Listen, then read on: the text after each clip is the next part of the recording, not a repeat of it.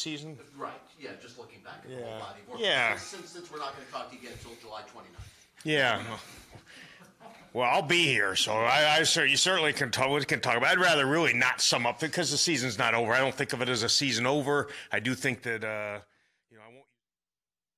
probably won't answer your question, but I won't use any of those words. How's that? There's the compromise. But here's the point. Here's the point. Here's the point of the thing is that, and I wouldn't wrap it up to Coach Gase or Tannenbaum either until we go back and watch it, because sometimes you get your impression, like right now, no one you played. We lost 2 games on the road that were really huge games. It was bitterly disappointing.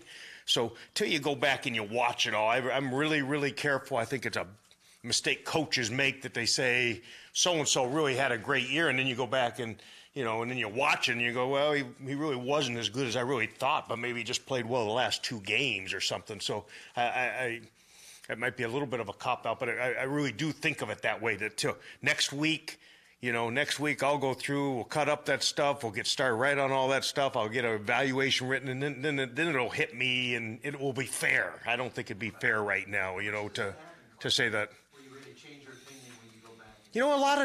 A lot of times, because it's such a long, right? I mean, who remembers the Charger game? That feels like 3 years ago, so, guys playing different positions. How many snaps did they really play? How many did Bushrod play? I don't know. Was it 300? Was it 900? I don't know, So I think it changes a lot. And, overall you kind of have an impression, but also you kind of, till you go through and you say, okay, we threw too many interceptions, but till you go back and watch the interception tape and you go, hey, there's been some years where, you have 19 interceptions, but really there were 7 that were the quarterback's poor judgment, so a lot of those you kind of come out and go, oh gosh, we threw this many interceptions, and then it happens way more than you think, and so that's always just become a habit and I'll jump on it early because you kind of want to know, like I'm kind of curious too, how do we run the ball? Well, we had a lot of circumstances happen this year on running the ball, so to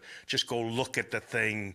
Was the plan bad? Did we put the players in a bad position? Did we call good stuff? And did it just take some maturation process? Was it losing Coach First in the middle? There's a lot of stuff that goes into a lot of these questions. So if you want to ask again in light of that, I'll give a shot at it. But sure. Yeah. If you wouldn't mind, just in light of the fact that you haven't done tape viewing. Yeah. There's still 1 week left to go.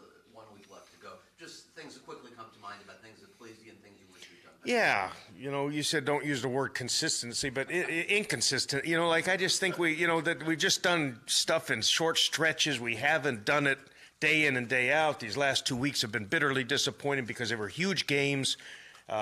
We talked a lot about December football. We talked a lot about in the AFC. You better be able to go on the road to a cold weather spot and win big games, and we didn't do it. And we got the formula put on us. It's always the same formula. Do we protect the ball? Do you run the ball well? Do you, not have dumb penalties? And, the first week of December, we did those things at the New England game here at home. The 2 road games where it's harder to do. It gets magnified. It's harder to do. And against two playoff contention teams, 2 good teams that were really good, with us having a lot at stake and them having a lot at stake, and we failed miserably. I mean, we really didn't give it a run. We didn't take the games in the fourth quarter. We didn't play,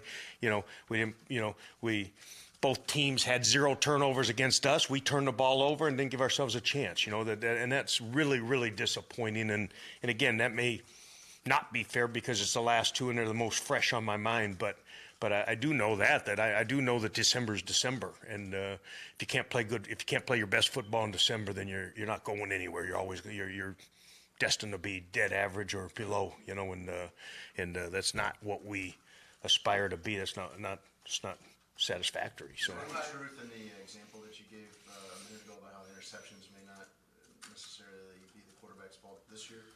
Oh, I don't know because I haven't watched it. You look each week. I mean, is there? Yeah, but except that it don't. Not Jay's fault. Yeah, it doesn't hit me that way. I'm too old. My mind doesn't. I can't retain it all. I leave that to the young guns, Gase and those guys with the sharp young minds. But I really, honestly don't. I don't remember them all. I don't remember. Oh, hey, that's right. His arm was getting hit. I just remember. It'll just remind me that hey, we had 3 interceptions in this game. Well, I don't remember if I know it cost us a game, but I don't know that they were Jay's fault, not Jay's fault. We didn't protect them. We set people free up in the middle. We let people come around the corner. I don't know what. Receiver slipped and fell. I don't know. Honestly, I'd tell you. I've always been honest with you. I wouldn't remember them enough. As far as Your offensive line has been solid with 2 backup guys, 2 guys Yeah. that weren't your starters at the beginning of the year. Yeah. Why do you think that they've played as well as they have? And are those guys possible? Have they played into possible long-term type of? Yeah. Here's my thought on it. My thought is we haven't played well enough up front. We haven't protected or run the ball in December like we got to do it. Okay, so overall, not satisfactory, not good enough. I do think we've improved up there and at least stabilized ourselves a little bit, and I think it's because they stayed together for a little bit of time, right? And then I think Kenyon helps out a little bit, making some big plays, and that kind of juices everybody up. But so I do think there's been a stability to the thing. And in the last part of your thing, I do think there's some, I've said it for 2 years, so I hope maybe we reap the benefit here soon. But the moving people around has some benefit because guys get such great experience, playing some different positions. But I'd love for them to now let's get our offensive line set. Let's keep them together. Let's stay healthy for 16 games. Let's stay in the same run package. Let's get good at something. And we haven't done that. And the first thing that I don't to think that it's the level it's got to be. It's not. We haven't rushed the ball or protected as well as we need to do it, and which would be probably true of almost everything offensively so far. Have you kept in touch with Chris Forrester, and if so, how's he doing? Yeah. Of course, I have stayed in touch with him. He's a good friend, and I think I think things are going well for him. That'd probably be all I'd want to say is that he's doing well. He's working hard. He's working hard, and he's a good man, and he'll work on his life just like the rest of us. I didn't mean to interrupt you. Yeah. On a different note, Adam was talking about the idea of possibly playing some younger guys this week, some guys that you haven't had a chance to see. Is there anyone that you are particularly interested or curious about getting on the field? No, I'm more interested in just seeing our guys play winning football. Same thing, that it's 2 weeks that we haven't won, and him and the front office will make those determinations. But I see it as our last December game, so it's a playoff feel to me, and that trying to sell it as such, and that we do have a lot at stake. We're playing a division opponent. We're playing at home. The theme is, hey, let's take up where we left off last time we were home. Let's end there. There's a big difference in ending on a winning note and a losing note, whether it's right or wrong. It just feels different to everybody. And so I think we have a lot at stake. And then we have some young guys who we're getting a look at that I want to see finish. Kenyon Drake, finish a nice start for December. Jakeem Grant, let's see him finish December well. He's stacked a couple weeks in a row together. Devontae, a spark here or there. Let's finish on a good note going in the off season. Let's have a nice outing. So those were I'd rather the guys up front, Jesse, let's play our best football in the last game, which is what you ought to do because you've been practicing, you've been doing it now for 9 months. Let's stack that on top of it. Tunzel, let's play our most consistent game, some of those things. So the young guys I want to see are the young guys who you've been seeing, and I'd love to see. I think I'll say we offensive staff would love to see those guys play their best football in the last game and their most consistent, and let's have some momentum going into the off season and go, and let's win a division game and take care of the Buffalo Bills, which would be fun to do. But as far as your run blocking this season, statistically not as good as last season, but you did have a change of running backs, change of personnel up front. How have those guys been doing run blocking, do you think? Yeah, You guys restricted my vocabulary because I can't. Oh, okay. But can I use inconsistent again for the 137th time this year? But inconsistent. You know, that there's some times where you just go, man, we're getting it, and then there's times where you go, how does that happen? How do we set him free? You know, and so I just don't. I really don't think it's been it. This league's about doing it week in and week out. Anyway, you know, these guys are good players. Every team has good players. Every team's got, you know, a couple $100 million worth of professional athletes on it. So everyone can do it once in a while or when all the conditions are right. You know, this league's about being able to do it, you know, at Buffalo, at Kansas City, under pressure, in a playoff game, you know, those kind of things. And that's what we haven't done. You know, we've done it at times, and you guys have all seen that. And, you know, that's stating the obvious. That's stating the obvious, but it's true. You know, it really is true. And we haven't proven we can do it week in and week out. And we haven't proven we can do it in December. And we haven't proven we can do it on the road in a big AFC game on the road in December. So those are disappointing. You know, that's disappointing. Well, if you're a player that does it every once in a while and it's not consistent, then you're not a good player. Then yeah, you're not gonna you're watching the playoff games from you know, from home. That's right. You're sitting there like I'll be doing, watching the good teams, the teams that did it, do it, you know, next week and for the next 5 weeks. That's right. That's what those guys are. That's what I'm asking is, isn't a good player defined by Yeah. consistency? Yes. The answer is yes. And the good teams are defined by it. Yeah. And if you can't learn, you know, some of it's a learned behavior, you know, some of it is learned. So you develop, I mean, right, that would be development, but some people never get it and they disappear out of the league. Tons of people disappear from the league, right? Tons of coaches disappear from the league. Well, you know, he couldn't do it week in and week out. This thing got too hard for him, you know, and so that's why you see a lot of turnover on the roster. So I do think that you know, I always halfway tease, but, you know, the inconsistent NFL players, they have a name, right? Graduate student, you know, they're back in school somewhere. So that's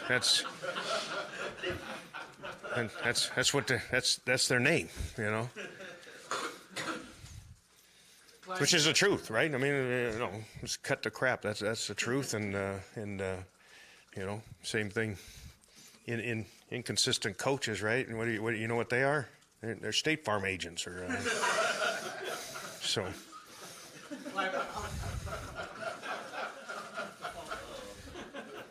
How close is Tunsil from being where you want him to be, where he can be? Over 4 days, you know, more than 4 days away, you know. But let's just take another step, and you know, it's coming. It's. You know, I've said it to you. I look at it as his rookie year. It's his second rookie year. That's really important to see it as that. When we watch the tape and we evaluate him next week or whenever that happens, you know, that, you know, you do have to take into account it's another rookie stretch for him, and at times I think he would tell you, you know, it's felt like a rookie, that he's played like a rookie, and then at times he's, you know, you see glimpses, and the same thing as Armando mentioned, you know, that it is just the consistency. I believe with all my heart that it's going to hit for him, you know, just some experience, and he's going to end up being a really, really fine player. But you do have to go do it. You know, that's I've thought that about a lot of people, and it didn't happen, and you know, so you just never know, you know, and so sometimes these guys, it just clicks, and man, they just come back, and you know, Kenyon Drake, you know, morphed into one of our most consistent, responsible players in the last month. Well, you know, a year ago, if you said Jakeem Grant and Kenyon Drake were going to be two of our, you know, most consistent players in December of next year, you could have got some great odds that wasn't going to be the case, and you could have made a lot of money betting that. You know, that's how this game works, and you know, it's kind of funny how that happens, but it's really true. You know, like that those are two great examples. Now, you know, let's finish December for those guys. Now let's go have a great off season, and let's go become solid, NFL players that do it year after year after year after year, week after week after week, day in and day out, in December, on the road, and then now you got something. And then the more of those you got, the further you go, and all of a sudden you get a chance at winning the big one, which is the objective. And you look back at Devontae's first, I don't want to say season, first 16 games how it played. Yeah. It's kind of insulting, No, I'm just kidding. You said I can't say inconsistently, but just for the first question. Okay, good. You should have let me know, because I kind of been frustrated. I've had a knot in my stomach trying to think of how I'm going to say things. But yeah, inconsistent. He's been inconsistent, and he's been inconsistent, and he's been unhealthy. I mean, that's the more fair statement to him. That he hasn't been healthy for long stretches since I've been here. And that includes the off season. So, I feel bad for the kid. It's not fun playing receiver when you can't run. I told him, huh? Everybody gets hurt. Sure, that's right. And the ones who keep getting hurt, same thing. They disappear, right? That it's hard to play good football if you're always hurt. Sometimes, are you unlucky? Is it just a bad stretch? It's the same thing, right? That's why we all kind of, that's why every year different teams are in and teams fall apart and teams, that's right, but do you determine, hey, he's always hurt and you move on? Do you say, hey, it just got unlucky for a couple years or a couple weeks and it's coming, he's going to go to the Pro Bowl next year? It could be anywhere in between, so I look at Andrew Luck missed this whole year, and but I know what kind of player he is, and I know how tough a man he is, so it's not fair to just say, it's hard to judge a guy that way. It's hard to judge him.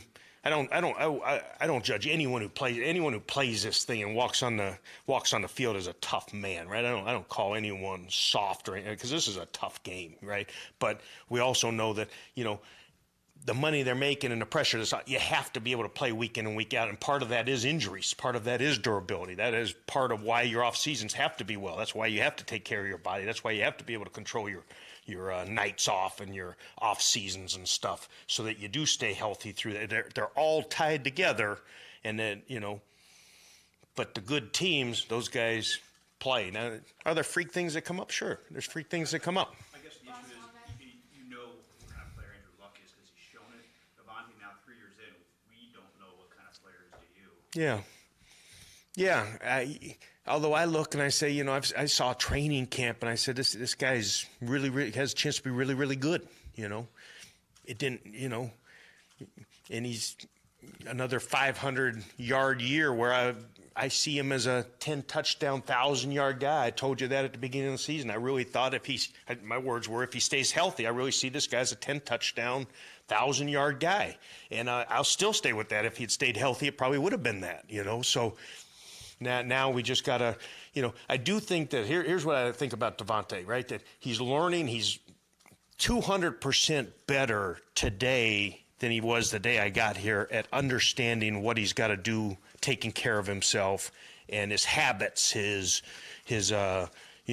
workout regime, and his all the things that go into taking care of your legs and those things. So, did he get hurt again? Yeah, but I'm telling you, he's way further ahead on those things. And in my heart of hearts, which tries to take the positive side of everything, I would say that's going to pay off, right? That's what I would look him in the eye. That's what I have looked him in the eye and say, just keep doing the right things. Learn to do them even better, and I trust that something good will happen for you. It doesn't always, right? Some guys have freak things that happen and it doesn't happen for them. But, he's 200% further ahead than a year and a half ago when we first got here, whenever it was. And, as far as just the habits of running, lifting, sleeping, eating, all those things, getting in the building earlier, staying a little bit later, he's way ahead. Maybe it didn't show on the field this year so far. He got unlucky and tweaked an ankle. Last year it was a hamstring. but I really believe with all my heart that if he keeps doing the right things and stacking those things on top of each other, he sure increases his percentage chance of that hitting someday soon. And it also makes, you look in the mirror and you did the right things. That's all you can do. And then you go play as hard as you can. If you come down on someone's foot and your ankle rolls, and that's hard to blame on somebody. So that would be my positive take on that. Does that answer your question? So good. It turned out to be another 500. Yeah, nothing we can do about it. It happened. I don't look and go, you screwed it up here. You got unlucky, and it's one of those games that happens. That happens. But I would tell you that I'm encouraged with the young man as a young man and how he trains his body, how he takes care of himself, and he's made a big step that way. I think he really has realized it, and I think he's taken a step. He's not there yet in this area, and he's not there yet, but I think he wants to be good, and that's half of it. That you really do want to be good, because that's the beginning of, okay, if I want to be good now, I got to take these steps to be good. And I think Devontae's starting to do that. He's way ahead of a year and a half ago. If he does the same thing this offseason again and takes it another notch, I think he'll increase his percentage chance, and I'll make the same statement probably preseason again, that I just think if he stays healthy, he's a 1,000-yard, 10-touchdown guy, and that South Florida's really proud of, and I really hope it happens. He's really a nice kid, and think the world of him, and want to see it happen for him. Mike, thanks for everything. Yeah, you're welcome. You're welcome. Just kidding. I'm critical of myself. I mean, overall in the year, I would have to say, Barry, that I would like this to have been more consistent all around, not just one particular thing. I think we had some peaks and valleys in some different areas. You could point to a bunch of different things in a bunch of different areas, but I felt like we played really well at times. I think overall in the year, we still got another game to play, but still overall in the year, our coverage was pretty consistent. I'd like to see our return game be more consistent in the future. But I guess that word consistency is probably, that's probably every coach, but that's probably the biggest thing. I just thought we had, maybe some different, more of a roller coaster than I would like to have been on. Riz, we saw Torrey McTire from scrimmage last week. What has he showed you special teams wise? Yeah, Torrey's a guy that right away when he got here flashed some ability, and he's a guy that really stuck out to me right when he got here, OTAs and training camp, and I really like his skill set. I know he was in a position thing this year where it was tough to get him active every week, and a little bit of a numbers game, but I think he's got a very bright future. He's going to play this week, and hopefully we'll get another good look at him, on Sunday. Riz, I noticed there's at least 4 key special teamers who are going to be unrestricted free agents. Michael Thomas, Damian Williams, sorry to remind you, Terrence Fede, and Washington. In your experience, how does franchises usually decide when and how and where to spend a little more in the area of special teams? How does that usually play out? Okay. I think this year's no different than any other. Every year I've been here, that's been the case, where at the end of the year you're going to have guys you have to make decisions on. I think the world of all 4 of those people, and so obviously that's for more of a question for next week as we start to evaluate, because I think that all those guys have been very productive in their own way this year and other years. Overall, from a general standpoint, and I think we covered this a couple weeks ago, you're seeing more and more teams keeping special teams core players. You look at our division alone. You look at the Patriots, you look at us, you look at the Bills, you look at the Jets. There's going to be 4 to 5 players on the roster that probably aren't going to play a whole lot of offense, defense, if any, and they're going to be core special teamers. Somebody asked me that question a couple weeks ago, and that's really no different. Now deciding who those people are obviously what the offseason is all about. Can this guy moving forward continue to be that type of player?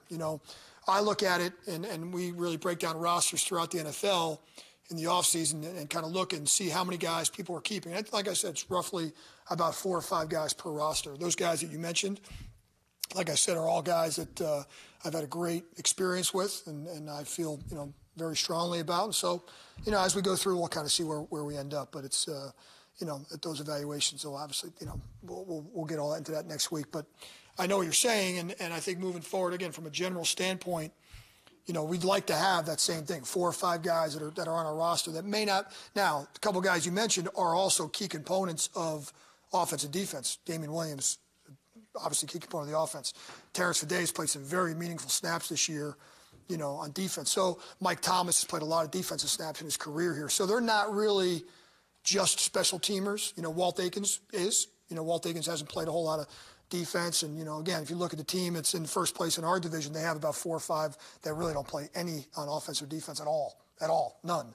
And so, looking at the 53 and figuring those things out, that's what the offseason is all about. This is crazy almost to ask, but there's a franchise designation for a kicker and a punter. Should there be a franchise designation for a Michael Thomas or a Slater or someone like that? Again, I think every roster is going to be different, but I, as a special teams coach, believe that you have to have at least a couple of those guys, yes. A couple of guys in your building. Now, do I also believe that those people should have roles on their particular position unit and on their side of the ball? Yes. I don't think they can be completely, absentee of the offense or defense, but at the same time, you want to have those guys that are going to be your core players and have, depends. Again, how many of those are? I don't know there's a magical number, but yes, I know what you're saying, and I do believe that's true, yeah. So they're all coming back. I'm here on a totem pole. Those are decisions that are made. Those are above me. So.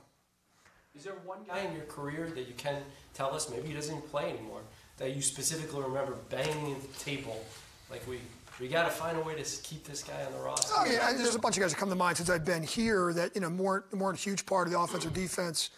That were Marlon Moore, Pat Cobbs, Jason Trusnick. Guys are just popping in my head right now. I'm sure if I had the list in front of me, there'd be more. But those are guys that pop in my head that, those were guys that you wanted to be around. Why? They were leaders. They were really good core special teams players. They were going to be on everything that you were doing. And whether or not they were going to play on offense or defense at that point, I thought was a little bit irrelevant, So, those are – I remember the Hard Knocks year. I was very much in favor of keeping a guy like Marlon Moore. He was a guy that was a really good special teams player, did a lot of different things. And, whether or not he was going to be part of the offense or not, I thought that particular year we had plenty of that position. So it all depends on where you are in that position as well. If it's not a deep pool at those positions, every year is different. And so – you got, so there's a fine line of keeping too many of those guys too, and I get that. So that's what, it makes my job a little bit interesting at times. So that's why we got to get everybody ready. Where are you in terms of grooming some of these young guys, the Torrey Tylers and Maurice Smith, in terms of in getting into those roles? Into those roles. I think that's probably the most important job of a special teams coach. I really do. I believe developing young players that come into your building into special teams core players, especially at those positions, defensive back, linebacker, running back, wide receiver, developing those young players that haven't done it before. I don't know if there's a more important job for a special teams coach in this league than that, is making sure that those guys, whenever their time is called, a Devion Smith, for example, who knew at the beginning of the year that Devion Smith, for these last few games, is going to be a core special teamer. We had to make sure, my job is to make sure that guy's ready to go whenever his number is called. If it's week 4 or week 15, we got to make sure. And so, I think that's the development process of those rookies. To me, if you were listing the top 10 things and most important things in my job, I think it's probably one, is developing the young players. And so, yes, the short answer, 100%. We've got to, guys like that, we've got to continue. I've got to continue. We've got to continue to develop. No doubt about it. So. Thank you. I do have it in the works next year to get that smart board up here for perks. So we can do the X's and O's, but I appreciate you guys. Thanks a lot.